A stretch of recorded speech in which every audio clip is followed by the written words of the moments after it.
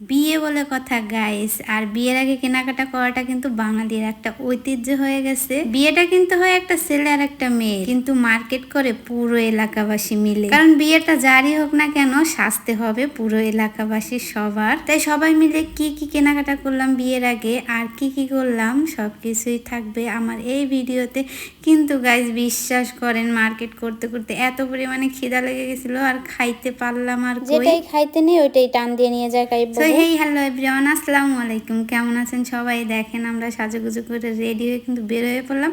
আর এদিকে দেখেন কাইব বাবু গ্রামে এসে একদম কিন্তু রোহিঙ্গা হয়ে গেছে বলতে পারেন, কারণ ও সারা দিনই থাকে রোদ্রের মধ্যে।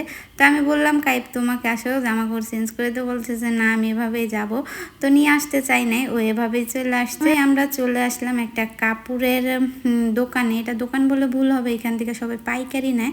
তো আমরা সরাসরি এইখানে চলে আসলাম, এখান থেকে ওরা ওদের মতো কাপড় কিনলো। দেন আমরা চলে আসলাম একটা পাঞ্জাবির দোকানে। এই তো এইখানে হচ্ছে অর্ডার দিলে পাঞ্জাবি তারা এক কালারের এনে দেয়, যার যতগুলো প্রয়োজন।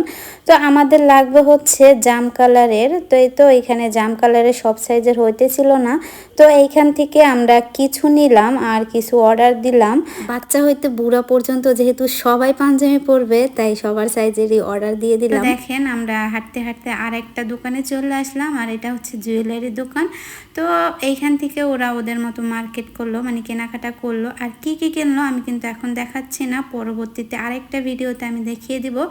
তো এই তো ওইগুলা কেনাকাটা করে আমরা চলে আসলাম আর একটা দোকানে। এটা হচ্ছে ফুল ঘর, আর এইখান থেকে আমরা কিছু ফুলের অর্নামেন্টস মানে ফুলের গহনা বানানোর অর্ডার দিলাম। মানে বিভিন্ন ফুল দিয়ে ওরা আমাদেরকে গহনা বানিয়ে দিবে। এদিকে দেখেন কত সুন্দর সুন্দর কিউট কিউট গোলাপ ফুল। এদিকে দেখেন এই আয়নাটা কত কিউট না, আমার কাছে কিন্তু খুব ভালো লাগছে। এইদিকে আমরা একটা ব্যানার অর্ডার দিলাম, আর এই ব্যানারের গায়ে লেখা থাকবে আজ সুমাইয়ার গায়ে হলুদ বা হলুদ ছোঁয়া। তো এই দোকানটা হচ্ছে টেকের হাটের ভিতরে।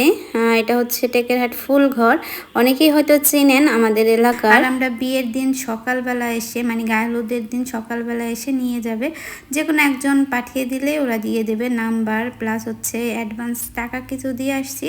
তো দেন আমরা চলে আসলাম আর একটা মার্কেটে। এইখান থেকে হচ্ছে ব্লাউজ কেনা লাগবে, কারণ শাড়ি ওই দোকানে ব্লাউজ বিক্রি করে না। দেন আমরা এখান থেকে ব্লাউজ কিনবো। তো ব্লাউজ হচ্ছে সাদা নিব, কারণ জাম কালারের শাড়ি যেহেতু সবাই পরবে, আর তার সাথে হচ্ছে ব্লাউজ পরবে সাদা।